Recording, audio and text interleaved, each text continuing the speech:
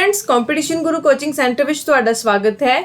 मैं अमनप्रीत मैम ਅੱਜ ਤੁਹਾਡੇ ਲਈ ਲੈ ਕੇ ਆਈ ਹਾਂ ਬੱਚੇ एक्साइज एंड टैक्सेशन इंस्पैक्टर ਦਾ प्रीवियस ईयर पेपर ਦਾ ਸੋਲੂਸ਼ਨ। ठीक है जी, ਜਿੱਦਾਂ ਕਿ ਆਪਾਂ ਕੋਆਪਰੇਟਿਵ ਬੈਂਕ ਦੇ प्रीवियस ईयर पेपर सॉल्व ਕੀਤਾ ਹੈ, ਸਿਮਿਲਰਲੀ ਆਪਾਂ एक्साइज एंड टैक्सेशन इंस्पैक्टर ਦਾ ਵੀ प्रीवियस ईयर पेपर सॉल्व ਕਰਾਂਗੇ। ठीक है, ਉਹਦੇ ਵਿੱਚ ਆਪਾਂ ਸਭ ਤੋਂ ਪਹਿਲਾਂ ਆਪਾਂ ਗੱਲ ਕਰਦੇ ਹਾਂ ਜੀ ਇੰਗਲਿਸ਼ एंड जीके ਸੈਕਸ਼ਨ ਦੀ। ठीक है जी, ਉਸ ਤੋਂ ਬਾਅਦ ਆਪਾਂ ਗੱਲ ਕਰਾਂਗੇ ਨੈਕਸਟ ਸੈਕਸ਼ਨ ਦੇ ਵਿੱਚ ਆਪਾਂ ਰੀਜ਼ਨਿੰਗ ਦੀ ਗੱਲ ਕਰਾਂਗੇ। ਠੀਕ ਹੈ ਜੀ, ਫਿਰ ਉਸ ਤੋਂ ਬਾਅਦ ਨੈਕਸਟ ਸੈਕਸ਼ਨ ਦੇ ਵਿੱਚ ਮੈਥਸ ਤੇ other sections the, maths and others. ਠੀਕ ਹੈ ਜੀ, ਸਭ ਤੋਂ ਪਹਿਲਾਂ ਅੱਜ ਇੰਪੋਰਟੈਂਟ ਜਿਹੜਾ ਸਟਾਰਟ ਕਰਨਾ ਆਪਾਂ ਇੰਗਲਿਸ਼ ਤੇ ਜੀਕੇ ਸੈਕਸ਼ਨ ਤੋਂ ਕਰਨਾ ਹੈ। ਠੀਕ ਹੈ ਜੀ, ਸਭ ਤੋਂ ਪਹਿਲਾਂ ਜਿਹੜਾ ਤੁਹਾਨੂੰ ਸਕਰੀਨ ਤੇ ਕੁਐਸਚਨ ਸ਼ੋ ਹੋ ਰਿਹਾ ਹੈ, फस्ट 5 क्वेश्चन है choose the correct synonym of the given words, यानी कि इन्होंने वर्ड्स वास्ते सिनोनिम्स लभने हैं। ठीक है, सब तो पहला वर्ड है कैजुइस्ट्री। ठीक है, हुण कैजुइस्ट्री का की मतलब हुंदा है, इत्थे सिनोनिम का मतलब हुंदा सेम वर्ड, यानी कि इहदे लई सिमिलर वर्ड किहड़ा है। कैजुइस्ट्री का की मतलब हुंदा, कैजुइस्ट्री का मतलब हुंदा है the use of clever but unsound reasoning. ठीक है, मतलब कि चलाकी करनी, ठीक है, बट कोई लॉजिक नहीं लाना। चलाकी करनी पर कोई लॉजिक नहीं लाना। ठीक है, ठीक है जी, हुण इहदा सिनोनिम देखना, यानी कि नैक्सट असीं गल करिए। ठीक है, जे असीं सिनोनिम देखिए तो हेट का मतलब नफरत हुंदा है, एंगर का मतलब गुस्सा हुंदा है, क्लैरिटी का मतलब हुंदा है अंडरस्टैंडिंग है, clear of thoughts, very clear. But sophistry का मतलब हुंदा बच्चे एक वर्ड हुंदा इंग्लिश का सोफिस्टिकेटेड या फिर सोफिस्टिकेट, वो इसे वर्ड तो ही आया है। सोफिस्ट्री भी ऐसे वर्ड्स तो ही आया है। इसका मतलब होंगे very wise decision, very wise का मतलब भी की है कि बहुत समझदारी ना क्लेवर तरीके ना काम करना, बट एक लॉजिक के नाल काम करना। ठीक है जी, तो आंसर आएगा सोफिस्ट्री। सैकेंड वर्ड हैगा डी क्राई। डी क्राई का मतलब होंगे किसी बंदे नूं डिनाउंस करना। डिनाउंस का मतलब है क्रिटिसाइज करना। ठीक है जी, किसी बंदे नूं डिनाउंस करना या फिर क्रिटिसाइज करना। जे असीं गल करिए तो इत्थे जिहड़े 5 सिनोनिम्स ने, देखो इहदे च एक छोटा जिहा समझण दा तरीका हुंदा है। हुण जिहड़े 3 वर्ड दित्ते ने ना, वो पॉजिटिव होणगे, ते जिहड़ा डी क्राई वास्ते जिहड़ा सिनोनिम होगा वो नैगेटिव है। देखो इधर साउंडनैस, ठीक है जी, कंडैमन, प्रेज की है, पॉजिटिव है, तुहानूं मैं दस ही दित्ता। क्रिटिसाइज तो प्रेज हो नहीं सकता, ब्लैस भी नहीं हो सकता, प्रेज भी नहीं, साउंडनैस भी नहीं हो सकता, तो आंसर क्या आएगा कंडैमन। कंडैमन का मतलब भी की हुंदा है किसी नूं क्रिटिसाइज करना। ठीक है जी, उस तो बाद थर्ड वर्ड हैगा फेन। फेन का मतलब की हुंदा प्रिटेंड करना, टू प्रिटेंड। ठीक है जी, जे असीं गल करिए इहदा मतलब हुंदा प्रिटेंड करना बेसिकली, या फिर इहनूं किसी कह सकते हैं कि किसी चीज़ की फॉल्स अपीयरेंस देनी। फेन का मतलब हुंदा to give false appearance, to give false appearance, तो फॉल्स अपीयरेंस का मतलब भी प्रिटेंड करना ही हुंदा। ठीक है, हुण देखो इहदा सिनोनिम की होगा, हुण समझो। रेन मतलब की हुंदा एम्पायर। ठीक है जी, मास्टर भी नहीं हो सकता। हाइड मतलब छुपाना हुंदा है। थर्ड सी देखो सिमुलेट करना, फेन द सिनोनिम होगा सिमुलेट। सिमुलेट का मतलब भी क्या होता है टू अराउज करना या फिर टू अराइज करना किसी चीज़ नू। ठीक है जी, विद सम इफेक्ट, यानी कि प्रिटेंड ही करना किसी चीज़ नू। सिमुलेशन यानी कि कुछ वर्बली इम्प्रैक्टिकली या फिर कुछ शो ऑफ के तरीके ना किसी चीज़ को प्रेजेंट करना। तो this is the same, the thing is false appearance. ठीक है, जिदा मान लो कोई सॉफ्टवेयर हो गया, तुसी करदे सॉफ्टवेयर दे सिमुलेशंस कीतियां, the same word you can understand the fan. अगे फोर्थ क्वेश्चन हैगा हॉरी। हॉरी का की मतलब है? हॉरी का मतलब हुंदा है बच्चे ग्रेइश वाइट या फिर वेरी ओवर यूज्ड। इंग्लिश के बहुत सारे वर्ड्स ने जिन्हों के बहुत सारे मीनिंग हुंदे आ। हॉरी का मतलब हुंदा है बच्चे ग्रेइश वाइट। ठीक है जी, ग्रेइश वाइट या फिर ओवर यूज्ड। हुण जे असीं गल करिए तो इत्थे किहड़े वर्ड दा सिनोनिम आ? हेयरी का मतलब होंदा है बहुत ज़्यादा घना। ठीक है, बहुत ज़्यादा डेंसिटी नाल। ठीक है, आर्ली का मतलब थोनू पता है, एरी का मतलब पता है old. Yes, the synonym of this is old. Old किद्दां? हुण ओल्ड का मतलब भी तो ग्रेइश ही वाइट ही हुंदा है। जे मान लो परसन जिहड़े एज्ड हो जाते, पुराने हो जाते हैं, उन्होंने वाइट तो ग्रे कलर आ जाते हैं, या फिर ओवर यूज यानी कि बहुत ज़्यादा यूज हो चुके हैं। तो बहुत सारे इंग्लिश के वर्ड्स होंगे जिन्होंने कुछ अलग अलग मीनिंग्स होंगे अलग अलग कंटैक्सट में, तो ना कन्फ्यूज होने की लोड़ नहीं हैगी। नैक्सट क्वेश्चन है कर्नल। कर्नल का की मतलब है? कर्नल का मतलब है एक इसेंशियल पार्ट। ठीक है जी, किसी चीज़ का या central most important part. Kernel का मतलब होता है essential part of something, essential part. Of something, ਜਿੱਦਾਂ ਮੰਨ ਲਓ ਹੁਣ ਕੋਈ ਸੀਡ ਆ, ਠੀਕ ਹੈ ਜੀ, ਜਾਂ ਫਿਰ ਕੋਈ ਫਰੂਟ ਆ, ਫਰੂਟ ਦੇ ਵਿੱਚ ਉਹਦਾ ਕੋਈ ਇਸੈਂਸ਼ੀਅਲ ਪਾਰਟ ਹੋਊਗਾ, ਠੀਕ ਹੈ ਜੀ, ਉਹਨੂੰ ਆਪਾਂ ਕਰਨਲ ਕਹਿ ਦਿੰਦੇ ਆ। ਜਾਂ ਫਿਰ ਤੁਹਾਨੂੰ ਪਤਾ ਹੀ ਹੋਊਗਾ ਕੰਪਿਊਟਰ ਲੈਂਗੁਏजेस ਦੇ ਵਿੱਚ ਵੀ, ਜਾਵਾ ਦੇ ਵਿੱਚ ਵੀ ਕਰਨਲ ਦਾ ਬਹੁਤ ਵੱਡਾ ਰੋਲ ਆ, ਉਹ ਵੀ ਇੱਕ ਬੇਸਿਕ ਛੋਟਾ ਬੇਸਿਕ ਯੂਨਿਟ ਨੂੰ ਕਹਿ ਦਿੰਦੇ ਆ, ਠੀਕ ਹੈ ਜੀ। ਤਾਂ ਯਾਨੀ ਕਿ ਇੱਥੇ ਕੀ ਹੈ, ਕਰਨਲ ਦਾ ਕੀ ਮਤਲਬ ਹੋਏਗਾ ਸਾਨੂੰ ਇਹਨੇ ਫਿਰ ਇਸੈਂਸ, ਇਸੈਂਸ ਦਾ ਮਤਲਬ ਕੀ ਹੁੰਦਾ ਹੈ, ਇਸੈਂਸ਼ੀਅਲ ਪਾਰਟ, ਠੀਕ ਹੈ ਜੀ। ਨੈਕਸਟ ਕੁਐਸਚਨ ਦੇਖੋ, ਨੈਕਸਟ ਕੁਐਸਚਨ ਹੈਗੇ ਬੱਚੇ 6 ਤੋਂ ਲੈ ਕੇ 10 ਤੱਕ ਤੁਹਾਨੂੰ ਦਿੱਤੀਆਂ ਗਈਆਂ ਪ੍ਰੈਪੋਜੀਸ਼ਨਸ, ਠੀਕ ਹੈ, 6 ਤੋਂ ਲੈ ਕੇ 10 ਤੱਕ ਤੁਹਾਨੂੰ ਦਿੱਤੀਆਂ ਗਈਆਂ ਪ੍ਰੈਪੋਜੀਸ਼ਨਸ। ਹੁਣ ਸਭ ਤੋਂ ਪਹਿਲਾਂ 6th ਕੁਐਸਚਨ ਹੈ, Ramesh is apprehensive dash the danger. ਹੁਣ ਇੱਥੇ ਕੀ ਹੈ, ਇੱਥੇ ਤੁਸੀਂ ਸਮਝਣਾ ਹੈ ਇਹ ਕੀ ਐਡਵਾਂਸ ਪ੍ਰੈਪੋਜੀਸ਼ਨਸ ਨੇ। ਐਡਵਾਂਸ ਪ੍ਰੈਪੋਜੀਸ਼ਨਸ ਦੀ ਗੱਲ ਕਰੀਏ ਕਿ ਕੁਝ ਐਵੇਂ ਸਪੈਸੀਫਿਕ ਵਰਬਸ ਹੁੰਦੀਆਂ ਨੇ, ਨਾउन्स ਹੁੰਦੇ ਜਿਨ੍ਹਾਂ ਨਾਲ ਇੱਕ ਸਪੈਸੀਫਿਕ ਪ੍ਰੈਪੋਜੀਸ਼ਨਸ ਹੀ ਆਉਂਦੀਆਂ ਨੇ, ਉਹ ਤੁਹਾਨੂੰ ਪਤਾ ਹੋਣੀਆਂ ਚਾਹੀਦੀਆਂ। ਮੈਂ ਤੁਹਾਨੂੰ ਪਿਛਲੀ ਵੀਡੀਓ 'ਚ ਵੀ ਕੋਆਪਰੇਟਿਵ ਬੈਂਕ 'ਚ ਦੱਸਿਆ ਸੀ ਕਿ ਪਲਿੰਥ ਟੂ ਪੈਰਾਮਾਊਂਟ ਬੁੱਕ ਆਉਂਦੀ ਹੈ, ਠੀਕ ਹੈ, ਨੀਤੂ ਸਿੰਘ ਦੀ, ਤੁਸੀਂ ਉਹ ਵੀ ਪੜ੍ਹ ਸਕਦੇ ਹੋ, ਠੀਕ ਹੈ। ਤੇ ਯਾਨੀ ਕਿ ਤੁਹਾਡੀ ਪ੍ਰੈਪੋਜੀਸ਼ਨਸ ਗ੍ਰਾਮਰ ਦੀ ਬਹੁਤ ਵਧੀਆ ਤਿਆਰੀ ਹੋ ਜਾਏਗੀ, ਸਿਰਫ ਪੰਜਾਬ ਦੇ ਪੇਪਰਾਂ ਲਈ ਤੁਹਾਡੇ ਲਈ ਸਫੀਸ਼ੀਐਂਟ ਹੈ, ਠੀਕ ਹੈ। ਰਮੇਸ਼ ਇਜ਼ ਅਪ੍ਰੈਂਸਿਵ, ਅਪ੍ਰੈਂਸਿਵ ਦਾ ਮਤਲਬ ਹੁੰਦਾ ਅਪ੍ਰੈਂਸਿਵ ਆਫ, ਅਪ੍ਰੈਂਸਿਵ ਦੇ ਨਾਲ ਕੀ ਆਉਂਦਾ, ਹਮੇਸ਼ਾ ਆਫ ਹੁੰਦਾ। ਅਪ੍ਰੈਂਸਿਵ ਆਫ ਦਾ ਮਤਲਬ ਹੁੰਦਾ ਫੀਅਰਫੁਲ, ਬਹੁਤ ਜ਼ਿਆਦਾ ਡਰ ਜਾਣਾ, ਤੇ ਇੱਥੇ ਕੀ ਆਊਗਾ, ਅਪ੍ਰੈਂਸਿਵ ਆਫ ਦਾ ਡੇਂਜਰ, ਰਮੇਸ਼ ਬਹੁਤ ਡਰ ਗਿਆ ਸੀ ਖਤਰੇ ਨੂੰ ਦੇਖ ਕੇ, ਠੀਕ ਹੈ ਜੀ। ਉਸ ਤੋਂ ਬਾਅਦ ਨੈਕਸਟ ਹੈਗਾ question number 7, he drives his strength dash his moral values. ਉਹਨੇ ਆਪਣੀ ਸਟਰੈਂਥ ਕਿੱਥੋਂ ਡਰਾਈਵ ਕੀਤੀ, from his moral values, he drive his strength from his moral values, ਠੀਕ ਹੈ ਜੀ। ਕੁਐਸਚਨ ਨੰਬਰ 8 ਦੇਖੋ, his lecture was bereft dash the sense। bereft ਦਾ ਕੀ ਮਤਲਬ ਹੁੰਦਾ, bereft ਦਾ ਮਤਲਬ ਹੁੰਦਾ ਬੱਚੇ ਲੈਕ ਆਫ, ਠੀਕ ਹੈ, ਕਿਸੇ ਚੀਜ਼ ਦੀ ਕਮੀ ਹੋਣੀ, ਠੀਕ ਹੈ। ਹੁਣ ਯਾਨੀ ਕਿ ਕਿਸੇ ਲੈਕ ਆਫ ਸੈਂਸ, ਤਾਂ ਕੀ ਆਊਗਾ, bereft of sense ਬੇਸਿਕਲੀ। ਤੇ his lecture was bereft of sense, ਯਾਨੀ ਕਿ ਲੈਕ ਆਫ ਸੈਂਸ, ਕੋਈ ਸੈਂਸ ਹੀ ਨਹੀਂ ਸੀ ਉਹਦੇ ਲੈਕਚਰ ਦੇ ਵਿੱਚ, ਠੀਕ ਹੈ ਜੀ। ਕੁਐਸਚਨ ਨੰਬਰ 9 ਦੇਖੋ, my objection dash his problem is known to all. Objection ਦੇ ਨਾਲ ਜਿਹੜੀ ਪ੍ਰੋਪੋਜੀਸ਼ਨ ਆਉਂਦੀ, ਉਹ ਆਉਂਦੀ ਹੈ ਆਬਜੈਕਸ਼ਨ ਟੂ, ਠੀਕ ਹੈ ਜੀ। Objection to his problem is known to all, ਕਹਿੰਦੇ ਮੇਰੀ ਆਬਜੈਕਸ਼ਨ ਉਸ ਪ੍ਰੋਬਲਮ ਨਾ ਸਾਰਿਆਂ ਨੂੰ ਪਤਾ ਹੈ। ਅਗਲਾ ਹੈਗਾ question number 10, your policy is deficient dash logic. Yes, this is important. ਹੁਣ ਇਹਨੂੰ ਦੇਖੋ, ਸਮਝੋ ਬੱਚੇ, ਦੋ ਚੀਜ਼ਾਂ ਹੁੰਦੀਆਂ, ਇੱਕ ਹੁੰਦੀ ਡੈਫੀਸ਼ੀਐਂਸੀ, ਇੱਕ ਹੁੰਦਾ ਡੈਫੀਸ਼ੀਐਂਟ।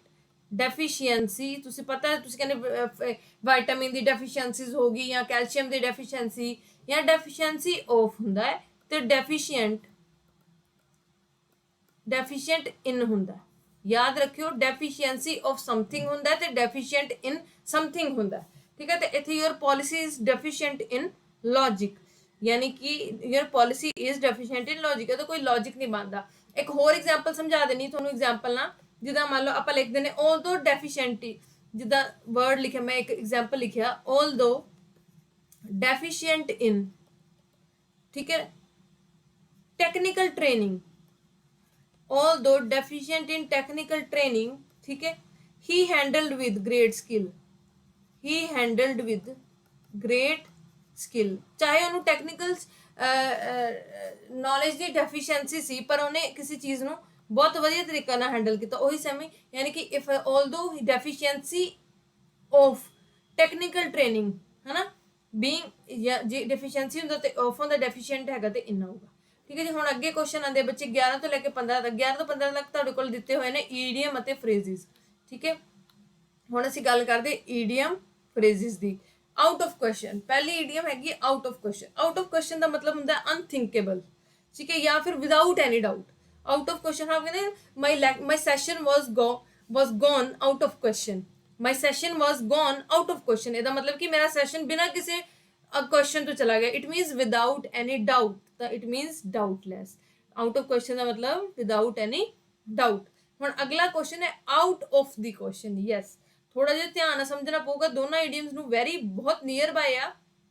आउट ऑफ द क्वेश्चन का मतलब हुंदा बच्चे कंप्लीटली इम्पॉसिबल, मैं this is out of my box, out of the box, यानी out of the box that is impractical, impossible to do something.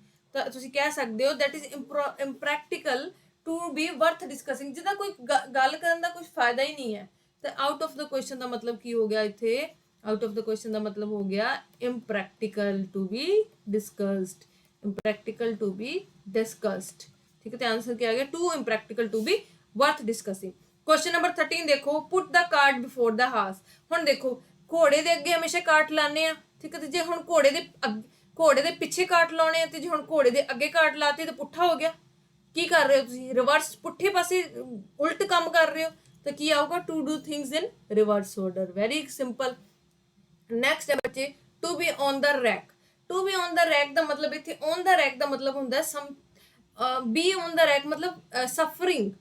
On the rack ਦਾ ਮਤਲਬ ਹੁੰਦਾ ਸਫਰਿੰਗ, ਠੀਕ ਹੈ ਜੀ। ਕੀ ਮਤਲਬ ਹੁੰਦਾ ਔਨ ਦਾ ਰੈਕ ਦਾ? ਸਫਰਿੰਗ। ਤਾਂ ਇੱਥੇ ਕੀ ਹੋਊਗਾ? ਸਫਰਿੰਗ ਦਾ ਮਤਲਬ ਹੁੰਦਾ ਸਫਰਿੰਗ ਐਦਰ ਇਟਸ ਫਿਜ਼ੀਕਲ ਔਰ ਇਟਸ ਮੈਂਟਲ। और सफरिंग फिजिकल और मेंटल। तो इतने की हो गया फिर सफरिंग का मतलब टॉर्चर हो गया। तो to be in a state of torture इहदा सही आंसर हो जाएगा, ठीक है जी। नेक्स्ट क्वेश्चन देखो, to be at the end of one's tether. To be at the end of one's tether इहदा की मतलब होगा? इहदा आंसर होगा to be so far as one is able to proceed, ठीक है। मतलब किसी तो अगे जान तो बहुत टाइम है, ठीक है जी। इहदा सही आंसर हो जाएगा सी। क्वेश्चन नंबर 16 देखो। Question number 16, choose the correct form of indirect narration given value. हाँ जी, इत्थे तुहानूं की आ गए? नरेशनस आ गए, यानी कि रिपोर्टेड स्पीच। मैं तुहानूं पहले ही दस्सिया सी पंजाब दे पेपरां लई एक्टिव पैसिव वॉइसिस ते स्पीचेस बहुत इंपॉर्टेंट ने, ते तुहानूं करनियां भी चाहीदियां ने। इंग्लिश नूं लाइटली नहीं लैना तुसीं। हुण अगे question number 16, she said to me don't trust such a man. ਹੁਣ ਇੱਥੇ ਤੁਹਾਨੂੰ ਮੈਂ ਦੱਸਦਾ ਕਿ ਜਦੋਂ ਇਹ ਸੈਂਟੈਂਸਸ ਆਉਂਦੇ ਆ, ਠੀਕ ਹੈ, ਡਾਇਰੈਕਟ ਸੈਂਟੈਂਸਸ ਆਉਂਦੇ ਆ, ਤੇ ਇਹਦੇ ਵਿੱਚ ਤੁਸੀਂ ਸੈਟ ਟੂ ਨੂੰ ਚੇਂਜ ਕਰ ਦਿੰਦੇ ਹੁੰਦੇ ਹੋ ਹਮੇਸ਼ਾ ਕਿਹਦੇ ਵਿੱਚ? ਕਿਸੇ ਐਡਵਾਈਸ ਦੇ ਵਿੱਚ ਜਾਂ ਕਿਸੇ ਆਰਡਰ ਦੇ ਵਿੱਚ, ਠੀਕ ਹੈ। ਤੇ ਇੱਥੇ ਕੀ ਹੈ? ਤੇ ਨਾਲ ਇਹ ਜਿਹੜਾ ਸ਼ੁਰੂ ਹੋ ਜਾਏਗਾ ਉਹਦੇ ਨਾਲ ਕੀ ਹੋ ਜਾਊਗਾ? ਟੂ ਲੱਗ ਜਾਂਦਾ ਹੁੰਦਾ। ਟੂ ਪਲੱਸ ਅੱਗੇ ਕੰਟੀਨਿਊ ਜਿਹੜਾ ਸੈਂਟੈਂਸ ਤੁਹਾਨੂੰ ਦਿੱਤਾ ਹੁੰਦਾ, ਠੀਕ ਹੈ। ਤੇ she advise me not to trust such a man. D ਇਹਦਾ ਸਹੀ ਆਂਸਰ ਹੋ ਜਾਂਦਾ ਹੈ। क्वेश्चन नंबर 17 देखो, I said to my teacher is this the meaning of the poem. ਹੁਣ ਇਹ ਕੀ ਹੈ? ਇਹ ਕਿਹੜੇ ਆ? ਇੰਟਰੋਗੇਟਿਵ ਸੈਂਟੈਂਸਸ ਨੇ, ਕੁਐਸਚਨ ਮਾਰਕ ਵਾਲੇ। ਕੁਐਸਚਨ ਮਾਰਕ ਦੇ ਵਿੱਚ ਜਿਹੜਾ ਹਮੇਸ਼ਾ ਯਾਦ ਰੱਖਿਓ, ਸੈਡ ਟੂ ਕਿਹਦੇ ਵਿੱਚ ਚੇਂਜ ਹੁੰਦਾ? ਆਸਕ ਵਿੱਚ ਚੇਂਜ ਹੁੰਦਾ। ਕੁਐਸਚਨ ਮਾਰਕ ਵਾਲਿਆਂ 'ਚ ਸੈਡ ਟੂ ਕਿਹਦੇ ਵਿੱਚ ਚੇਂਜ ਹੁੰਦਾ? ਆਸਕ ਵਿੱਚ ਚੇਂਜ ਹੁੰਦਾ। ਤੇ ਇਹਦੇ ਵਿੱਚ ਜਿਹੜਾ ਕੰਜੰਕਸ਼ਨ ਲੱਗਦਾ ਜਾਂ ਫਿਰ ਉਹ ਲੱਗਦਾ ਹਮੇਸ਼ਾ ਇਫ ਜਾਂ ਫਿਰ ਵੈਦਰ, ਠੀਕ ਹੈ। ਹੁਣ ਤੁਸੀਂ ਉਸ ਹਿਸਾਬ ਨਾਲ ਦੇਖੋ ਕਿਹੜਾ ਸਹੀ ਆਂਸਰ ਆ, ਤੁਹਾਨੂੰ ਪਤਾ ਲੱਗ ਜੂਗਾ। I ask my teacher if that was the meaning of the poem. ਤੇ ਇੰਨਾ ਯਾਦ ਰੱਖਿਓ, ਰਿਪੋਰਟਡ ਸਪੀਚ ਦੇ ਵਿੱਚ ਹਮੇਸ਼ਾ ਤੁਸੀਂ ਥਰਡ ਪਰਸਨ ਦੀਆਂ ਗੱਲਾਂ ਕਰਦੇ ਹੋ, ਯਾਨੀ ਕਿ ਕੋਈ ਇੱਕ ਬੰਦਾ ਕਿਸੇ ਹੋਰ ਗੱਲ ਨੂੰ ਕਿਸੇ ਤੀਜੇ ਪਰਸਨ ਨੂੰ ਨਰੇਟ ਕਰਦਾ। ਇਟ ਮੀਨਸ ਤੁਸੀਂ ਪਾਸਟ ਵਿੱਚ ਗੱਲ ਕਰੋਗੇ ਜਦੋਂ ਤੁਸੀਂ ਰਿਪੋਰਟਡ ਸਪੀਚ ਵਿੱਚ ਚੇਂਜ ਕਰੋਗੇ, ਠੀਕ ਹੈ ਜੀ। ਯਾਨੀ ਕਿ ਜੇ ਇੱਥੇ ਇਸ ਸੀ ਤੇ ਇੱਥੇ ਕੀ ਆ ਜਾਏਗਾ? ਵਾਜ਼ ਆ ਜਾਏਗਾ। ਉਹ ਕੀ ਹੈ? ਟੈਂਸਿਸ ਦੇ ਬੇਸਿਸ ਤੇ ਇਹਨਾਂ ਨੂੰ ਚੇਂਜ ਕਰੀਦਾ, ਠੀਕ ਹੈ ਜੀ। ਤੁਹਾਨੂੰ ਇੰਗਲਿਸ਼ ਵਾਲੇ ਸਰ ਲੈਕਚਰ ਦੇਣਗੇ, ਤੁਸੀਂ ਟੈਂਸਿਸ ਉੱਥੋਂ ਸਮਝ ਸਕਦੇ ਹੋ, ਠੀਕ ਹੈ। ਉਸ ਤੋਂ ਬਾਅਦ question number 18, I said to him don't worry about me. I said ਤੁਹਾਨੂੰ ਮੈਂ ਦੱਸਦਾ ਸੈਡ ਕਿਹਦੇ 'ਚ ਚੇਂਜ ਹੋ ਜਾਂਦਾ? ਆਸਕ ਵਿੱਚ ਚੇਂਜ ਹੋ ਜਾਂਦਾ ਹੈ, ਠੀਕ ਹੈ ਜੀ। ਜਾਂ ਫਿਰ ਸਿੰਪਲ ਕਿਹਦੇ ਵਿੱਚ? ਟੋਲਡ ਵਿੱਚ ਵੀ ਚੇਂਜ ਹੋ ਜਾਂਦਾ ਹੁੰਦਾ ਹੈ। I said him not to worry about me, ਕਿਉਂਕਿ ਫਸਟ ਪਰਸਨ ਵਿੱਚ ਹੀ ਰਹਿੰਦਾ ਹੈ, ਇਹ ਚੇਂਜ ਨਹੀਂ ਹੁੰਦਾ, ਠੀਕ ਹੈ। ਕੁਐਸਚਨ ਨੰਬਰ 19 ਦੇਖੋ, he said to the principal dash will the college remain close tomorrow. Question mark ਉਹੀ ਆ ਗਿਆ। ਇੱਥੇ ਤੁਹਾਨੂੰ ਪਤਾ ਸੈਡ ਟੂ ਕਿਸ 'ਚ ਚੇਂਜ ਹੋ ਜਾਏਗਾ? ਆਸਕ ਵਿੱਚ ਚੇਂਜ ਹੋ ਜਾਏਗਾ। ਇੱਧਰ ਵੀ ਆਸਕ ਹੈ, ਸੀ 'ਚ ਵੀ ਤੇ ਡੀ 'ਚ ਵੀ।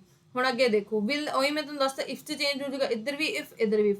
ਹੁਣ ਜਿਹੜਾ ਵਿਲ ਹੈ ਉਹ ਵਿਲ ਕਿਸ ਪਾਸਟ ਫਾਰਮ ਕੀ ਹੁੰਦੀ? ਵਿਲ ਦੀ ਵੁੱਡ ਹੁੰਦੀ ਹੈ, ਤੇ ਕਿਸ 'ਚ ਚੇਂਜ ਹੋਊਗਾ? ਵੁੱਡ ਵਿੱਚ ਚੇਂਜ ਹੋਊਗਾ। ਇਸ ਕਰਕੇ ਡੀ ਆਪਸ਼ਨ ਖਤਮ ਹੋ ਗਿਆ, ਬੀ ਆਂਸਰ ਆ ਗਿਆ, ਠੀਕ ਹੈ ਜੀ।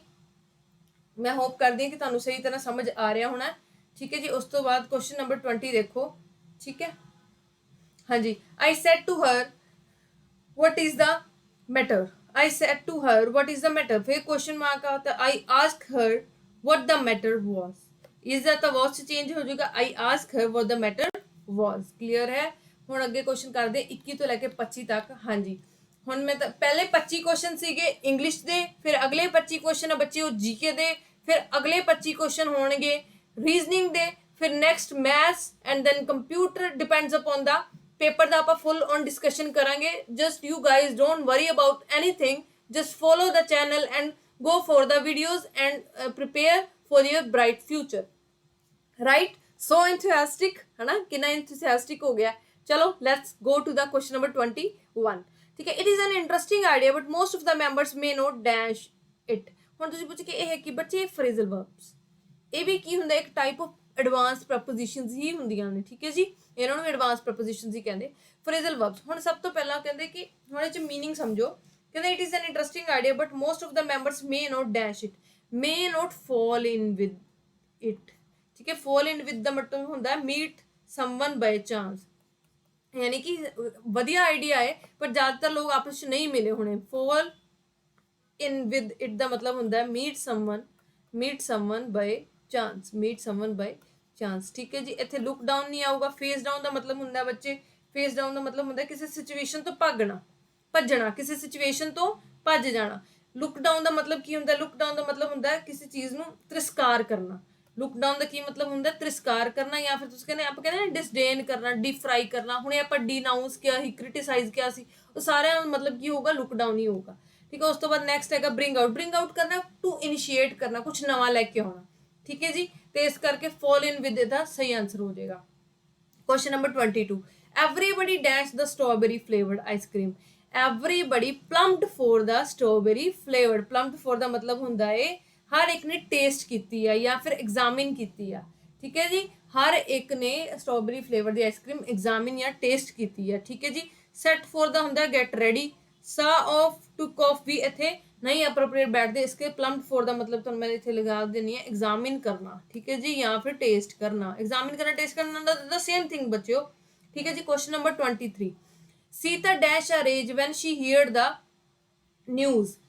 Sita dash a rage when she rage मतलब कुछ इंसीडेंट्स, कुछ नैगेटिव इंसीडेंट होया होना। ठीक है जी। हुण ਇਹਦਾ आंसर सही आंसर हैगा Sita flew into the rage. Answer है फ्लू इनटू ਦਾ मतलब हैगा यदि फर्स्ट फॉर्म देखिए ਤਾਂ ਫਲਾਈ ਇਨਟੂ ਦਾ ਮਤਲਬ ਹੁੰਦਾ ਬੱਚੇ ਫਲਾਈ ਇਨਟੂ ਦਾ ਮਤਲਬ ਮੈਂ ਤੁਹਾਨੂੰ ਦੱਸ ਰਹੀ ਹਾਂ ਇੱਥੇ ਹੁੰਦਾ to be overcome by sudden emotion, to be overcome by sudden emotion. ठीक है बच्चों। यानी कि सीता ने अपने आप ਨੂੰ ਇੱਕ ਉਸ ਸਡਨ ਇਮੋਸ਼ਨ ਤੋਂ ਓਵਰਕਮ ਕਰ ਲਿਆ ਜਦੋਂ ਉਹਨੇ ਉਹ ਨਿਊਜ਼ ਸੁਣੀ। ਠੀਕ ਹੈ ਜੀ। ਉਸ ਤੋਂ ਬਾਅਦ ਇੱਥੇ ਬੱਚੇ ਮਤਲਬ ਹੈ ਨੈਕਸਟ ਮਤਲਬ ਤੁਹਾਨੂੰ ਮੈਂ ਸਮਝਾ ਦਿੰਦੀ। ਕਰਾਈਡ ਆਫ ਦਾ ਮਤਲਬ ਹੁੰਦਾ ਟੂ ਗੋ, ਇੱਥੇ ਰੋਣਾ ਨਹੀਂ ਹੁੰਦਾ। ਕਰਾਈਡ ਆਫ ਦਾ ਮਤਲਬ ਹੋਊਗਾ ਇੱਥੇ ਬੱਚਿਓ to go back on promise. ਜੇ ਤੁਸੀਂ ਕਿਸੇ ਬੰਦੇ ਨਾਲ ਪ੍ਰੋਮਿਸ ਕੀਤਾ ਤੇ ਪਿੱਛੇ ਤੁਸੀਂ ਕੀ ਕਰ ਲਿਆ, ਆਪਾਂ ਕਹਿੰਦੇ ਪਿੱਛੇ ਭੱਜ ਗਿਆ, ਪਿੱਛੇ ਛੱਡ ਕੇ ਭੱਜ ਗਿਆ, ਜਾਂ ਫਿਰ ਆਪਣੀ ਜ਼ੁਬਾਨ ਦਾ ਪੱਕਾ ਨਹੀਂ ਰਿਹਾ। ਬਸ ਉਹੀ ਮਤਲਬ ਆ ਪੰਜਾਬੀ ਦੇ ਵਿੱਚ। ਪੰਜਾਬੀਆਂ ਨੂੰ ਤਾਂ ਜ਼ਿਆਦਾ ਪੰਜਾਬੀ 'ਚ ਹੀ ਸਮਝ ਆਉਂਦਾ ਨਾ ਕਿ ਆਪਣੀ ਜ਼ੁਬਾਨ ਦਾ ਪੱਕਾ ਨਹੀਂ ਰਿਹਾ। ਤਾਂ to go back on promise, to go back on promise. ਠੀਕ ਹੈ ਜੀ। ਔਨ ਪ੍ਰੋਮਿਸ ਦਾ ਪਿੱਛੇ ਹਟ ਗਿਆ। ਠੀਕ ਹੈ। ਨੈਕਸਟ ਹੈਗਾ ਬੱਚੇ क्वेश्चन नंबर 24 ਦੇਖੋ ਹਿਸ ਫਿਊਚਰ ਡੈਸ਼ ਹਿਸ ਵਾਈਫਸ ਕੰਸੈਂਟ। ਹੁਣ ਉਹਦਾ ਫਿਊਚਰ ਉਹਦੀ ਵਾਈਫ ਦੀ ਮਰਜ਼ੀ ਨਾਲ ਹੀ, ਕੰਸੈਂਟ ਮਤਲਬ ਕੀ ਮਰਜ਼ੀ ਨਾਲ। ਠੀਕ ਹੈ ਜੀ। ਤੇ his future hinges on his wife's consent. Hinges on ਦਾ ਮਤਲਬ ਹੁੰਦਾ to be determine, to be decided, ਯਾਨੀ ਕਿ ਉਹਦਾ ਫਿਊਚਰ ਉਹਦੀ ਵਾਈਫ ਦੇ ਕੰਸੈਂਟ ਨਾਲ ਹੀ ਡਿਸਾਈਡ ਹੋ ਸਕਦਾ ਹੈ। ਹਿੰਜਿਸ ਔਨ ਦਾ ਮਤਲਬ ਕੀ ਹੋਊਗਾ ਬੱਚੋ ਇੱਥੇ ਟੂ ਬੀ ਡਿਟਰਮਾਈਨਡ ਜਾਂ ਫਿਰ to be determined, to be decided by. हाँ जी, डिसाइडेड बाय। क्लियर है बच्चों। नेक्स्ट आप गल करते various causes have dash the power of the people. Various causes have dash the power of the people मतलब बहुत सारे कॉजेज ने पावर ऑफ पीपल नाल की कीता whittled away at the power of the people. Whittled away दा मतलब हुंदा to gradually make it smaller. बहुत सारे रीजन ने जिन्हां ने power of the people weak कर दी। यानी कि विटल अवे का की मतलब ਹੁੰਦਾ ਇੱਥੇ ਮੈਂ ਤੁਹਾਨੂੰ ਦੱਸਦੀ ਹਾਂ ਲਿਖ ਕੇ। ਠੀਕ ਹੈ ਜੀ। ਵਿਟਲ ਅਵੇ ਦਾ ਮਤਲਬ ਹੁੰਦਾ ਵਿਟਲ ਅਵੇ ਦਾ ਮਤਲਬ ਹੋਏਗਾ ਬੱਚੇ to gradually make it smaller, to gradually make it smaller, weaker or less effective, to gradually make it smaller, weaker or less effective। ठीक है जी। क्लियर है। ਉਸ ਤੋਂ ਬਾਅਦ ਇੱਥੇ ਵਰਡ ਹੈਗਾ ਇੱਕ ਗੋਨ ਆਫ। ਗਰਾਈਡ ਆਫ ਦਾ ਮਤਲਬ ਮੈਂ ਤੁਹਾਨੂੰ ਦੱਸ ਹੀ ਦਿੱਤਾ ਹੈ to back on promise. Gone off ਦਾ ਮਤਲਬ ਹੋਏਗਾ ਟੂ ਐਕਸਪਲੋਡ, ਬ੍ਰੇਕ ਆਊਟ ਹੋ ਜਾਣਾ, ਬਸਟ ਆਊਟ ਹੋ ਜਾਣਾ। ਇੱਥੇ ਹੁਣ ਵੈਰੀਅਸ ਕੋਜ਼ਸ ਪਾਵਰ ਤਾਂ ਕਦੀ ਬਸਟ ਆਊਟ ਨਾ ਹੋ ਸਕਦੀ, ਇਸ ਕਰਕੇ ਇਹ ਵੀ ਨਹੀਂ ਆਊਗਾ। carried off भी नहीं आऊगा, cried off भी नहीं आऊगा, carried off the whittled away is the appropriate answer। ठीक है जी। ਹੁਣ ਆਪਾਂ ਗੱਲ ਕਰਦੇ ਹਾਂ ਜੀਕੇ ਕੁਐਸਚਨਸ ਦੀ। ਜੀਕੇ ਕੁਐਸਚਨ ਵੀ ਆਪਾਂ ਬਹੁਤ ਵਧੀਆ ਤਰ੍ਹਾਂ ਡਿਸਕਸ ਕਰਾਂਗੇ, ਇਸੇ ਤਰ੍ਹਾਂ ਤੁਸੀਂ ਨਾਲ ਜੁੜੇ ਰਹੋ। ਠੀਕ ਹੈ ਜੀ। ਹਾਂਜੀ। ਕੁਐਸਚਨ ਨੰਬਰ 6 ਜੀ। Question number actually question number 26 ਹੈ, ਉਹ ਤੇ ਇੱਥੇ ਸ਼ੋ ਨਹੀਂ ਹੋ ਰਿਹਾ, ਇਸ ਕਰਕੇ ਤੁਹਾਨੂੰ 6 ਹੀ ਦਿਖ ਰਿਹਾ। ਠੀਕ ਹੈ ਜੀ। ਹਾਂਜੀ। ਕੁਐਸਚਨ ਨੰਬਰ 20 ਇੱਥੇ ਮੈਂ ਇੱਧਰ ਕਰ ਦੇਣੀ ਥੋੜਾ ਜਿਹਾ। ਹਾਂਜੀ। Question number 26 what is the rural sex ratio in Punjab as per 2011 census. 2011 census के अकॉर्डिंग जी rural population rural sex ratio है पंजाब की, वो हैगी 875। ठीक है जी। ओके सॉरी अर्बन पॉपूलेशन हैगी बच्चों 875 ਤੇ ਜਿਹੜੀ रूरल पॉपूलेशन हैगी बच्चों वो हैगी है 906 के करीब। ठीक है। तो सही आंसर की हो जाएगा 906। ਤੇ ਅਰਬਨ ਪੋਪੂਲੇਸ਼ਨ ਕਿੰਨੀ 875 ਅਕੋਰਡਿੰਗ ਟੂ ਦਾ 2011। ਹੁਣ ਤੁਹਾਨੂੰ ਪਤਾ ਹੋਣਾ ਚਾਹੀਦਾ ਕਿ 2021 ਦੇ ਵਿੱਚ ਆਪਣਾ ਨੈਕਸਟ ਸੈਂਸਸ ਹੋਣਾ ਹੈ, ਕਿਉਂਕਿ ਸੈਂਸਸ ਹਮੇਸ਼ਾ 10 ਸਾਲ ਬਾਅਦ ਹੁੰਦਾ ਹੈ।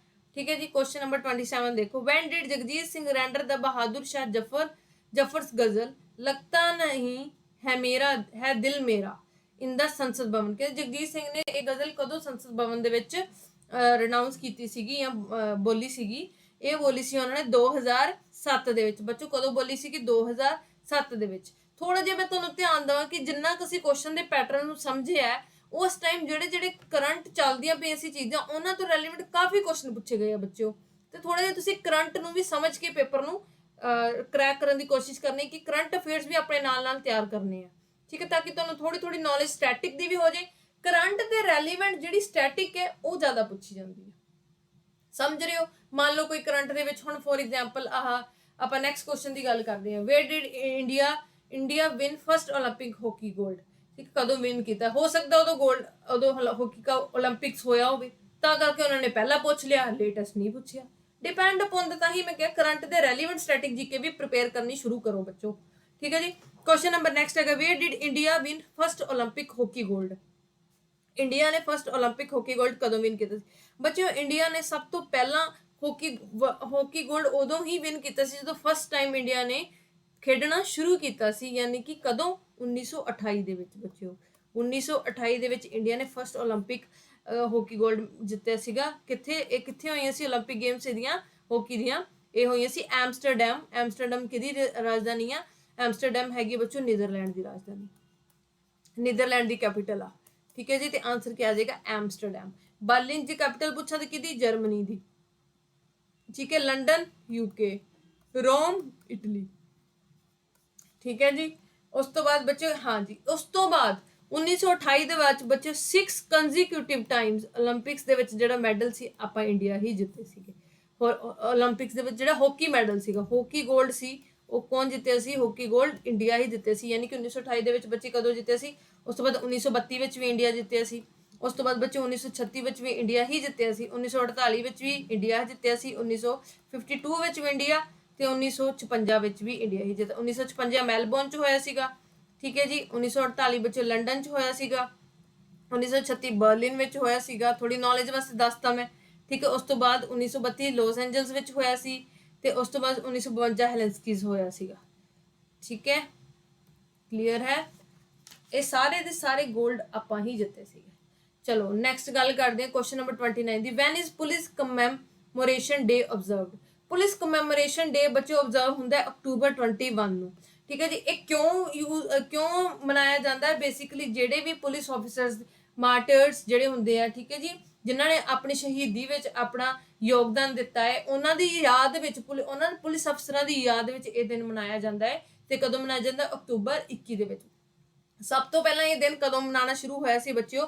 ਇਹ ਜਦੋਂ 1959 ਦੇ ਵਿੱਚ ਲਦਾਖ ਦੇ ਵਿੱਚ ਪਹਿਲੀ ਵਾਰੀ ਚਾਈਨੀਜ਼ ਸੋਲਜਰਸ ਨੇ ਇੰਡੀਅਨ ਸੋਲਜਰਸ ਤੇ ਫਾਇਰਿੰਗ ਕੀਤੀ ਸੀਗੀ। ਉਹਨਾਂ ਦੀ ਯਾਦ ਵਿੱਚ ਇਹ ਦਿਨ ਮਨਾਉਣਾ ਸ਼ੁਰੂ ਕੀਤਾ ਗਿਆ ਸੀ ਬੱਚਿਓ। ਨੈਕਸਟ ਕੁਐਸਚਨ ਨੰਬਰ ਹੈਗਾ 30 ਦੀ ਗੱਲ ਕਰੀਏ ਤਾਂ which country has played maximum number one day international cricket matches. ਠੀਕ ਹੈ। ਕਿਹੜੀ ਕੰਟਰੀ ਨੇ ਸਭ ਤੋਂ ਜ਼ਿਆਦਾ maximum one day international cricket matches ਖੇਡੇ ਬੱਚੇ? ਉਹ ਖੇਡੇ ਆ ਇੰਡੀਆ ਨੇ। ਐਜ਼ ਆਫ 2020 ਡਾਟਾ ਇੰਡੀਆ ਨੇ ਜਿਹੜੇ ਟੋਟਲ ਮੈਚ ਖੇਡੇ ਆ ਵਨਡੇ, ਉਹ ਖੇਡੇ ਬੱਚੇ 981 ਮੈਚਿਸ। ਠੀਕ ਹੈ। 1920 ਦੇ ਡਾਟਾ ਦੇ ਅਕੋਰਡਿੰਗ ਮੈਂ ਤੁਹਾਨੂੰ ਦੱਸ ਰਹੀ ਹਾਂ। ਠੀਕ ਹੈ ਜੀ। ਤੇ ਉਸ ਤੋਂ ਬਾਅਦ ਦੈਟ ਇਜ਼ ਫਸਟ ਨੰਬਰ ਤੇ ਇੰਡੀਆ ਨੇ ਖੇਡੇ ਵਨਡੇ ਮੈਚਿਸ। ਸੈਕਿੰਡ ਨੰਬਰ ਤੇ ਜਿਹੜਾ ਖੇਡਣ ਵਾਲੀ ਟੀਮ ਹੈਗੀ ਉਹ ਹੈਗੀ ਆਸਟ੍ਰੇਲੀਆ ਨੇ ਕਿੰਨੇ ਵਨਡੇ ਮੈਚਿਸ ਖੇਡੇ ਹੋਏ? 942 ਸੌਰੀ 1900 ਕਹਿ ਰਹੀ ਹਾਂ ਬੱਚੋ, ਮੇਰੇ ਤੋਂ ਗਲਤੀ ਨਾਲ ਬੋਲਿਆ ਗਿਆ। 981 ਮੈਚਿਸ ਇੰਡੀਆ ਨੇ ਵਨਡੇ ਹੁਣ ਤੱਕ ਖੇਡੇ ਹੋਏ ਆ 2020 ਤੱਕ ਦੇ ਡਾਟੇ ਦੇ ਅਕੋਰਡਿੰਗ। ਆਸਟ੍ਰੇਲੀਆ ਨੇ 942। ਕਲੀਅਰ ਹੈ? ਹੁਣ ਨੈਕਸਟ ਕੁਐਸਚਨ ਆਉਂਦਾ ਹੈ, who have won the Jnanpith award. ਠੀਕ ਹੈ। who has won the Jnanpith award. ਬੱਚੋ ਇਹ ਲਿਟਰੇਚਰ ਦਾ ਹਾਈਐਸਟ ਅਵਾਰਡ ਆ। ਜਨਨਪਿਤ ਅਵਾਰਡ ਬੱਚੋ ਕਿਹਦਾ ਅਵਾਰਡ? ਲਿਟਰੇਚਰ ਦਾ ਹਾਈਐਸਟ ਅਵਾਰਡ ਆ। ਠੀਕ ਹੈ ਜੀ।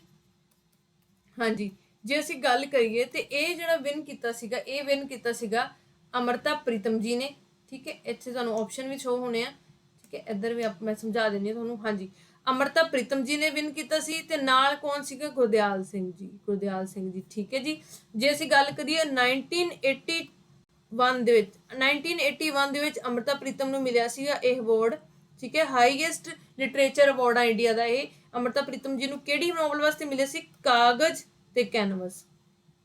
ਠੀਕ ਹੈ ਜੀ, ਕਾਗਜ਼ ਤੇ ਕੈਨਵਸ ਵਾਸਤੇ ਅਮਰਤਾ ਪ੍ਰੀਤਮ ਨੂੰ ਜੋ ਅਵਾਰਡ ਮਿਲਿਆ ਸੀ। ਉਸ ਤੋਂ ਬਾਅਦ 1999 ਦੇ ਵਿੱਚ ਇਹ ਅਵਾਰਡ ਮਿਲੇ ਸੀ ਗੁਰਦਿਆਲ ਸਿੰਘ ਜੀ ਨੂੰ। ਇਹ ਦੋਨੋਂ ਪੰਜਾਬ ਦੇ ਸੀ, ਇਸ ਕਰਕੇ ਇਹ ਕੁਐਸਚਨ ਤੁਹਾਨੂੰ ਪੇਪਰ 'ਚ ਆਇਆ ਹੋਇਆ ਹੈ, ਇਸੇ ਕਰਕੇ ਹੀ ਪੁੱਛਿਆ ਗਿਆ। ਕਿਹਨੂੰ? ਗੁਰਦਿਆਲ ਸਿੰਘ ਜੀ ਨੂੰ। ਠੀਕ ਹੈ ਜੀ। ਉਸ ਤੋਂ ਬਾਅਦ ਨੈਕਸਟ ਨਿਰਮਲ ਸ਼ਰਮਾ ਜੀ ਦੇ ਨਾਲ ਮਿਲ ਕੇ ਗੁਰਦਿਆਲ ਸਿੰਘ ਜੀ ਨੂੰ ਮਿਲਿਆ ਸੀਗਾ। ਠੀਕ ਹੈ, ਹਾਂਜੀ। ਹੁਣ ਅਸੀਂ ਗੱਲ ਕਰਦੇ ਨੈਕਸਟ ਕੁਐਸਚਨ ਦੀ। ਹਿਸਟੋਰਿਕ ਅੱਗੇ ਤਾਂ ਹਿਸਟੋਰਿਕ ਖਿਰਦਾਣੇ ਦੀ ਢਾਬ ਇਜ਼ ਨੋਨ ਐਜ਼। ਖਿਰਦਾਣੇ ਦੀ ਢਾਬ ਨੂੰ ਕੀ ਕਿਹਾ ਜਾਂਦਾ ਬੱਚੇ? ਖਿਰਦਾਣੇ ਦੀ ਢਾਬ ਤੁਹਾਨੂੰ ਪਤਾ ਹੈ ਮੁਕਤਸਰ ਸਾਹਿਬ ਨੂੰ ਕਿਹਾ ਜਾਂਦਾ ਹੈ। ਮੁਕਤਸਰ ਸਾਹਿਬ ਕਦੋਂ ਡਿਸਟ੍ਰਿਕਟ ਬਣਿਆ ਸੀ? 1995 ਦੇ ਵਿੱਚ। ਇਹਦਾ ਨਾਮ ਸ਼੍ਰੀ ਮੁਕਤਸਰ ਸਾਹਿਬ ਕਦੋਂ ਪਿਆ ਸੀ? 2012 ਦੇ ਵਿੱਚ। ਤੇ ਇਹ ਖਿਰਦਾਣੇ ਦੀ ਢਾਬ ਕਿਸ ਤੋਂ ਪਿਆ ਸੀ? 1705 ਦੇ ਵਿੱਚ।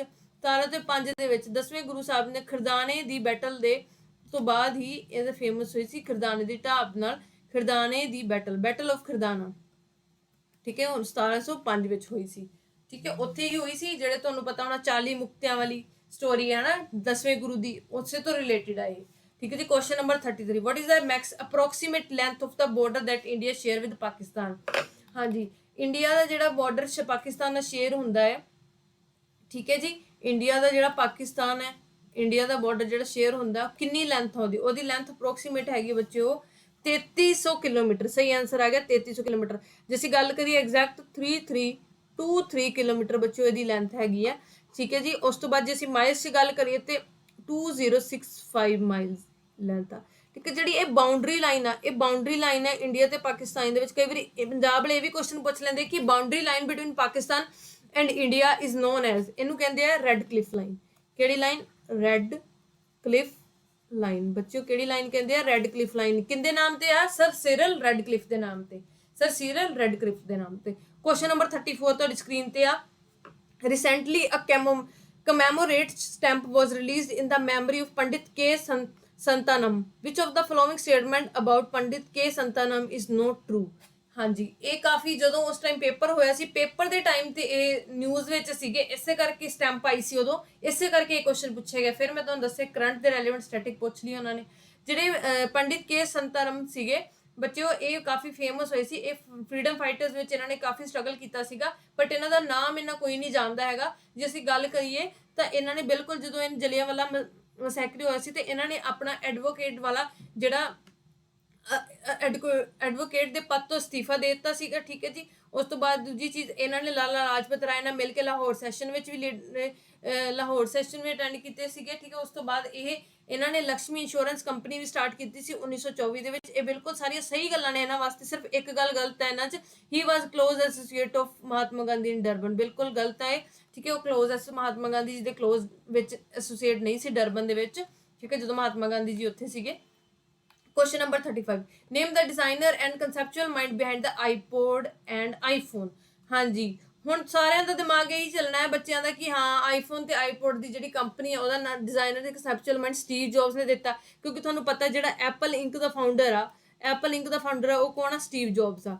ਬਟ ਬੱਚਿਆਂ ਮੈਂ ਤੁਹਾਨੂੰ ਇੱਥੇ ਦੱਸਦਾ ਕਿ ਜਿਹੜਾ ਇੱਥੇ ਉਹਨਾਂ ਨੇ ਪੁੱਛਿਆ ਹੈ ਡਿਜ਼ਾਈਨਰ ਕੌਣ ਸੀ, ਤੇ ਜਿਹੜਾ ਡਿਜ਼ਾਈਨਰ ਸੀ ਉਹ ਸੀਗਾ ਜਿਹੜਾ ਇਹਨਾਂ ਦਾ ਫੋਰਮਰ ਚੀਫ ਡਿਜ਼ਾਈਨਰ ਆਫਿਸਰ ਆ।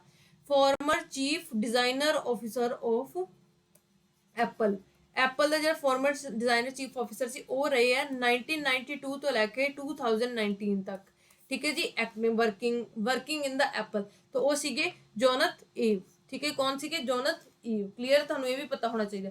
Question number 36। ਹੁਣ 36 ਦੀ ਗੱਲ ਕਰੀਏ ਬੱਚੀ, which of the following is not of Telangana region. ਇਹ ਤੇਲੰਗਾਨਾ ਰੀਜਨ ਕਿਹਦਾ ਪਾਰਟ? ਇਹਨਾਂ ਚੋਂ ਕਿਹੜਾ ਏਰੀਆ ਤੇਲੰਗਾਨਾ ਰੀਜਨ ਦਾ ਪਾਰਟ ਸੀ? ਕਾਫੀ ਅਨਐਕਸਪੈਕਟਿਡ ਜਿਹਾ ਕੁਐਸਚਨ ਹੈ ਇਹ। ਠੀਕ ਹੈ ਜੀ, ਪੰਜਾਬ ਦੇ ਪੇਪਰਾਂ ਵਾਸਤੇ। ਪਰ ਧਿਆਨ ਦਿਓ ਉਦੋਂ ਕੁਛ ਨਾ ਕੁਛ ਤਾਂ ਕਰੰਟ ਚੱਲ ਰਿਹਾ ਹੋਣਾ ਜਿਹਦੇ ਤੋਂ ਰਿਲੇਟਡ ਕੁਐਸਚਨ ਆਇਆ ਹੋਣਾ। ਠੀਕ ਹੈ ਜੀ। ਤੇ ਜਿਹੜਾ ਕਿਹੜਾ ਪਾਰਟ ਨਹੀਂ, Chittoor is not the part of Telangana region. Chittoor is the part of Andhra Pradesh.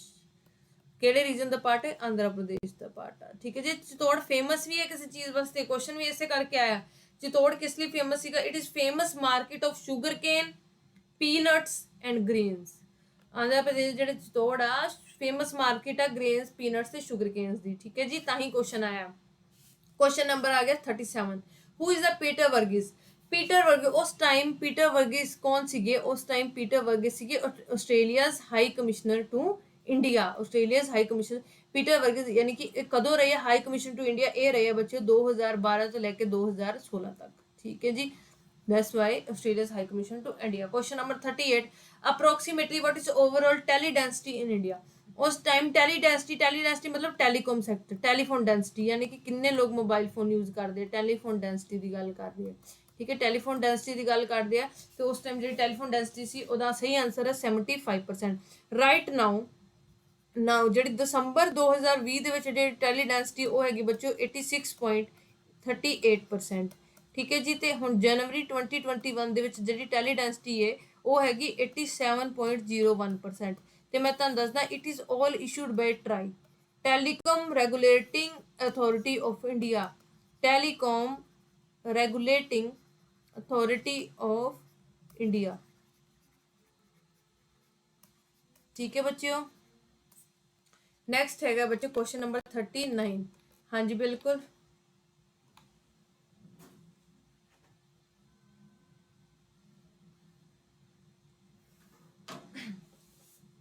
Which of the following statement is true about the Punjab. Punjab बारे केड़ी स्टेटमेंट सही है, ठीक है। पंजाब बारे इन्हां चों पहली स्टेटमेंट बिल्कुल सही है। There are 14 cities and 157 towns in Punjab. बच्चों याद रखियो हुण चेंजेस आ गए क्योंकि उस टाइम इन्ने होणगे जदों पेपर होया, बट हुण टोटल किन्ने आ 23 डिस्ट्रिक्ट्स ने। तुहानूं पता पंजाब दी 23 दे विच तुहानूं पता एक नवीं बनी है 22 + 1 किहड़ी मलेरकोटला।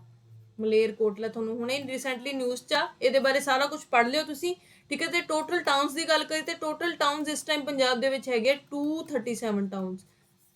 टोटल किन्ने टाउन हैगे 237 टाउन्स, ठीक है जी। उस तो बाद क्वेश्चन नंबर 40 की गल करिए starting with the highest population to lowest population arrange the following district. वो कहते हाईएस्ट टू लोवेस्ट पॉपुलेशन के अकॉर्डिंग इन्हों अरेंज करो। तो असं गल करिए तो 2011 के सेंसस के अकॉर्डिंग हाईएस्ट पॉपुलेटेड किहड़ा लुधियाना आ, ठीक है जी। तो लीस्ट पॉपुलेटेड किहड़ा बरनाला है, ठीक है। लुधियाना तो बाद किहड़ा सी अमृतसर सीगा, ठीक है। हजे भी अमृतसर ही हजे भी मोस्ट हाईएस्ट लुधियाना है, फिर अमृतसर है, तो लीस्ट नीचों किहड़ा बरनाला है। तो इत्थे क्रोनोलॉजिकल ऑर्डर च इहदा सही आंसर हैगा बच्चों फस्ट, पहले नंबर ते अमृतसर, दूजे नंबर ते पटियाला, तीजे नंबर फिर बच्चों की आएगा, फिर आएगा बच्चों बठिंडा, तो फिर आएगा कपूरथला। हाँ जी question number 41 black buck scientific नाम क्यों। हुण इत्थे ध्यान दिओ कि ब्लैक बक का साइंटिफिक नाम क्यों पूछे, क्योंकि ब्लैक बक की आ ब्लैक बक हैगा आ बच्चे ये होंड एनीमल आ, ये स्टेट एनीमल ऑफ पंजाब की आ, state animal of Punjab, Punjab दा स्टेट एनीमल है, इस करके इसका साइंटिफिक नाम पूछा गया। इसका साइंटिफिक नाम है एंटीलोपे कैरिकैप्रा, कैरिकैप्रा, क्लीयर है, ठीक है जी। हुण जे असीं गल करिए स्टेट बर्ड दी हैगा स्टेट बर्ड पंजाब दा हैगा नॉर्थन गोशक, नॉर्थन गोशक, ठीक है जी। जिहड़ा बाज तो रिलेटेड आ, बाज नूं कहंदे आ, ठीक है। 10th गुरु दे तो रेलीवेंट आ ये, ठीक है जी। क्वेश्चन नंबर 42 देखो prior to 2011-2010 when was the India last time a non permanent member of United Nation security councils, ठीक है जी। यूनाइटेड उस तो पहले के 2011-12 तो पहला इंडिया परमानेंट मैंबर कदों C United Nation security council का, ठीक है जी बच्चों। इस तो बाद आप क्वेश्चन नंबर करते हैं 43। हाँ जी 43 क्वेश्चन हैगा what about the percent of the food grains that are moved interstate in India to feed deficit areas through public distribution system are the stock procured from Punjab. कहते किन्ने परसेंट फूड ग्रेन सीगा जिहड़ा interstate India तो move करदा सी, जिहड़ा कि यानी किन्ने पीडीएस दे विच पंजाब दा किन्ने परसेंट कंट्रीब्यूशन सीगा, दैट इज अप्रोक्सीमेट 95% कंट्रीब्यूशन सी। क्वेश्चन नंबर 44 हैगा the Guru Angad Dev veterinary and animal science university is situated in, यानी कि गढ़वासू जिन्होंने कह देंगे गढ़वासू, गढ़वासू यूनिवर्सिटी बच्चे कितने सिचुएटेड आ लुधियाना में। जे असीं गल करिए पंजाब एग्रीकल्चर यूनिवर्सिटी की, वह भी कितने सिचुएटेड आ लुधियाना दे विच। क्वेश्चन नंबर हैगा 45 to be eligible for the grant of Maharatna status beside other condition the company have average annual net profit of. Maharatna की गल करते बच्चे महारत्ना फिर नवरत्ना, ठीक है जी। महारत्ना की स्टेटस की गल करिए तो जिहड़ा इहदा मेन स्टेटस आ ਇਹਨਾਂ ਦੀ ਜਿਹੜੀ ਐਵਰੇਜ ਐਨੂਅਲ ਪ੍ਰੋਫਿਟ ਆ, ਐਵਰੇਜ ਐਨੂਅਲ ਪ੍ਰੋਫਿਟ, ਠੀਕ ਹੈ ਜੀ, ਇਹ ਜਿਹੜੀ ਐਵਰੇਜ ਐਨੂਅਲ ਪ੍ਰੋਫਿਟ ਹੈ it should be more than 2500 crore. 2500 crore ਤੋਂ ਜ਼ਿਆਦਾ ਹੋਣੀ ਚਾਹੀਦੀ ਹੈ। 2500 ਕਰੋੜ, ਮੋਰ ਦੈਨ 2500 ਕਰੋੜ ਤੋਂ ਜ਼ਿਆਦਾ ਹੋਣੀ ਚਾਹੀਦੀ, ਠੀਕ ਹੈ ਜੀ। ਲਾਸਟ 3 ਇਅਰਸ, ਤੇ ਇਹਦੇ ਵਿੱਚ ਜਿਹੜਾ ਸਹੀ ਆਨਸਰ ਹੋਊਗਾ ਇਹਦਾ ਫਿਰ ਕੀ ਹੋਊਗਾ 5000 ਕਰੋੜ, ਠੀਕ ਹੈ। ਇੱਕ ਕੁਝ ਸਟੇਟਸ ਦਿੱਤੇ ਜਾਂਦੇ ਆ ਆਪਾਂ ਰਜਿਸਟਰ ਕਰਨ ਵਾਸਤੇ ਮਹਾਰਤਨਾ ਵਾਸਤੇ। ਜੇ ਮਹਾਰਤਨਾ ਕਿਹੜੀਆਂ ਨੇ ਬੱਚੇ? Steel authority of India, steel authority of India, ਕੋਲ ਅਥਾਰਟੀ ਆਫ ਇੰਡੀਆ ਬੱਚਿਓ, ਗੇਲ, ਠੀਕ ਹੈ ਜੀ, ਗੇਲ ਹੋ ਗਈ, ਬੈਲ ਹੋ ਗਈ, ਬੈਲ ਹੋ ਗਈ, ਇਹ ਸਾਰੀਆਂ ਕਿਹੜੀਆਂ ਨੇ? ਮਹਾਰਤਨਾਸ ਨੇ, ਠੀਕ ਹੈ ਜੀ। ਇੰਡੀਅਨ ਆਇਲ ਹੋ ਗਈ, ਹਿੰਦੁਸਤਾਨ ਪੈਟਰੋਲੀਅਮ ਹੋ ਗਿਆ, ਹਿੰਦੁਸਤਾਨ ਪੈਟਰੋਲੀਅਮ ਕਾਰਪੋਰੇਸ਼ਨ ਲਿਮਿਟਿਡ ਹੋ ਗਈ, ठीक है। उस तो बाद question number 46, the recently launch vessel set belongs to, उस टाइम वेसल सेट एक सैटेलाइट आ बच्चों, सैटेलाइट लॉन्च हुई सी, ठीक है जी। वो कितों बिलोंग करती है? वैसे कितना इंडिया के स्टेशन तो सीगा, ठीक है जी, सतीश धवन सेंटर तो लॉन्च की गई सी, बट ये रिलेटेड सी लग्जमबर्ग। लग्जमबर्ग कितने बच्चों? जर्मन दे विच, जर्मन दे विच। ये किन्ने बिल्ट की सी? क्योंकि लग्जमबर्ग दे विच कंपनी हैगी लग्स स्पेस, ये उन्हें बनाई सी, इस करके इस चीज क्वेश्चन पूछा गया। क्वेश्चन नंबर 47 देखो, the incubation period of the dengue, कहते डेंगू का इनक्यूबेशन पीरियड कदों होंदा है, यानी कि ਉਹਦਾ ਐਕਸਪੋਜ਼ਰ ਤੇ ਔਨਸੈਟ ਦਾ ਟਾਈਮ ਕਦੋਂ ਮੰਨਿਆ ਜਾਂਦਾ? ਉਹਦੀ ਰੇਂਜ ਹੁੰਦੀ ਹੈ ਬੱਚੇ 4 ਤੋਂ 7 ਦਿਨ, ਠੀਕ ਹੈ ਜੀ। ਜਿਹੜਾ ਡੇਂਗੂ ਦੀ ਗੱਲ ਕਰੀਏ ਤਾਂ ਡੇਂਗੂ ਵੀ ਕਿਹਦੇ ਤੋਂ ਹੁੰਦਾ? ਡੇਂਗੂ ਵੀ ਇੱਕ ਵਾਇਰਸ ਤੋਂ ਹੁੰਦਾ। Dengue is also called a virus. Dengue virus ਹੁੰਦਾ ਬੱਚੇ ਕਿਹਦੇ ਤੋਂ? ਏਡਿਸ ਮੋਸਕੀਟੋ ਤੋਂ। ਕਿਹੜੀ ਮੋਸਕੀਟੋ ਤੋਂ? ਏਡਿਸ ਮੋਸਕੀਟੋ ਤੋਂ, ਠੀਕ ਹੈ ਜੀ। ਉਸ ਤੋਂ ਬਾਅਦ ਕੁਐਸਚਨ ਨੰਬਰ ਹੈਗਾ 48, starting with the earliest arrangement following general in the chronological order, ਤੁਸੀਂ ਚੀਫ ਇੰਡੀਅਨ ਆਰਮੀ ਦੇ ਜਨਰਲਸ क्रोनोलॉजिकल ऑर्डर ਵਿੱਚ ਅਰੇਂਜ ਕਰਨਾ ਹੈ, ਤੇ ਇਹਦਾ ਸਹੀ ਜਿਹੜਾ क्रोनोलॉजिकल ऑर्डर ਰਹੇਗਾ ਬੱਚੇ ਉਹ ਹੈਗਾ ਹੈ ਆਨਸਰ ਨੰਬਰ ਡੀ, ਠੀਕ ਹੈ ਜੀ। ਸਭ ਤੋਂ ਪਹਿਲਾਂ ਕਿਹੜੇ ਆਏ ਸੀਗੇ? ਸਭ ਤੋਂ ਪਹਿਲਾਂ ਸੀਗੇ ਬੱਚੇ ਜਨਰਲ ਨਿਰਮਲ ਚੰਦਰਾ ਜੀ। ਉਸ ਤੋਂ ਬਾਅਦ ਸੈਕਿੰਡ ਨੰਬਰ ਤੇ ਹੈਗੇ ਸੀ ਜਨਰਲ ਜੇ ਸਿੰਘ ਜੀ, ਠੀਕ ਹੈ। ਉਸ ਤੋਂ ਬਾਅਦ ਥਰਡ ਨੰਬਰ ਤੇ ਹੈਗੇ ਸੀ ਜਨਰਲ ਦੀਪਕ ਕਪੂਰ ਜੀ, ਤੇ ਉਸ ਤੋਂ ਬਾਅਦ ਫੋਰਥ ਨੰਬਰ ਤੇ ਜਨਰਲ ਵਿਜੇ ਕੁਮਾਰ ਸਿੰਘ ਜੀ, ठीक है जी। ਹੁਣ ਰਿਸੈਂਟਲੀ ਕਿਹੜੇ ਜਨਰਲ ਨੇ ਇੰਡੀਅਨ ਆਰਮੀ ਦੇ? General of Indian army recently ਕਿਹੜੇ ਨੇ? ਹਾਂਜੀ, ਉਹ ਹੈਗੇ ਬੱਚਿਓ ਮਨੋਜ ਮੁਕੰਦ ਨਰਵਾਣੇ। ਤੁਹਾਨੂੰ ਯਾਦ ਹੋਣਾ ਚਾਹੀਦਾ ਮਨੋਜ ਮੁਕੰਦ ਨਰਵਾਣੇ, ਠੀਕ ਹੈ ਜੀ। ਜੇ ਮੈਂ ਗੱਲ ਕਰਾਂ ਇਹ ਕਦੋਂ ਅਪਾਇੰਟ ਹੋਏ ਸੀ ਬੱਚੋ? 31 ਦਸੰਬਰ 2019 ਤੋਂ ਲੈ ਕੇ ਹੁਣ ਤੱਕ ਦੇ ਪ੍ਰੈਜ਼ੈਂਟ, ਠੀਕ ਹੈ। ਜੇ ਮੈਂ ਗੱਲ ਕਰਾਂ ਇਹਨਾਂ ਤੋਂ ਪਹਿਲਾਂ 2019 ਤੱਕ ਕੌਣ ਸੀਗੇ? 2016 ਤੋਂ, ਠੀਕ ਹੈ, ਉਹ ਸੀਗੇ ਜਨਰਲ ਬਿਪਿਨ ਰਾਵਤ। ਤੁਸੀਂ ਸੁਣਿਆ ਵੀ ਹੋਣਾ ਬਹੁਤ ਜ਼ਿਆਦਾ ਨਾਮ ਇਹਨਾਂ ਦਾ, ਜਨਰਲ ਜਦੋਂ ਉਰੀ ਅਟੈਕਸ ਹੋਏ ਸੀ ਜਨਰਲ ਬਿਪਿਨ ਰਾਵਤ, ਠੀਕ ਹੈ ਜੀ। ਉਸ ਤੋਂ ਬਾਅਦ ਕੁਐਸਚਨ ਨੰਬਰ ਆਂਦਾ 49, which of the following statement is true about Punjab, ਕਹਿੰਦੇ ਇਹਨਾਂ ਚੋਂ ਕਿਹੜੀ ਸਟੇਟਮੈਂਟ ਪੰਜਾਬ ਲਈ ਸਹੀ ਹੈ? ਹਾਂਜੀ, ਪੰਜਾਬ ਲਈ ਬੱਚੇ ਇਹਨਾਂ ਚੋਂ ਕਿਹੜੀ ਸਟੇਟਮੈਂਟ ਸਹੀ? ਪੰਜਾਬ 14% ਇੰਡੀਆ ਦਾ ਕੋਟਨ, 20% ਇੰਡੀਆ ਦੀ ਵੀਟ ਤੇ 9% ਇੰਡੀਆ ਦਾ ਰਾਈਸ ਪ੍ਰੋਡਿਊਸ ਕਰਦਾ ਆ।